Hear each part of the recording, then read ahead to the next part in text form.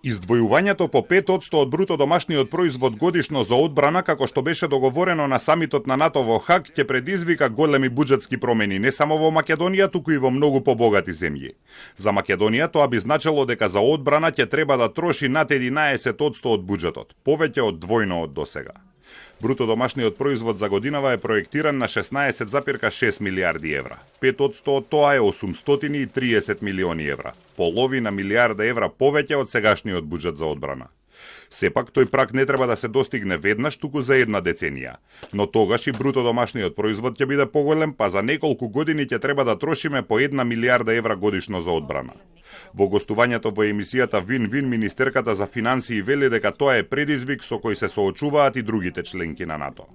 Тоа е што ние сме членка на НАТО и ние ќе мора да ги испорачаме тие обврски, така што доброто е што имаме период на прилагодување, нема да биде она што се вели од утре, туку остануваат неколку години за прилагодување, години во кои што ќе треба навистина да направиме посериозни реструктурирања во рамки на буџетот, а и на целокупната економија, доколку сакаме да испорачаме нели повисок економски раст и во исто време да ослободиме средства во буџетот кои што ќе бидат наменети за одбраната, но секако огромен предизвик е, тоа е неспорно.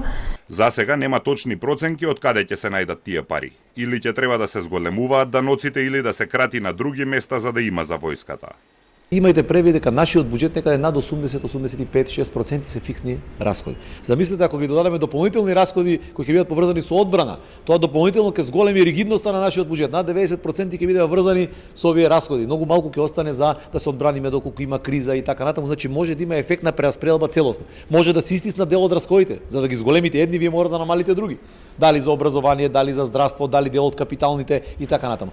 Со оглед на тоа што Македонија нема одбрамбена индустрија, овие пари ќе треба да ги троши за увоз на оружје. Треновски вели дека уште од сега треба да почне да се размислува за инвестиции во истражување и развој во одбраната, за барем дел од парите да може да завршат во домашната економија.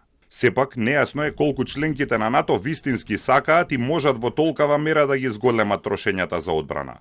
Во 2014-та се согласија да издвојуваат по 2% од бруто домашниот производ за одбрана, но повеќе од деценија подоцна, половина од земјите одвај стигнаа до тоа ниво.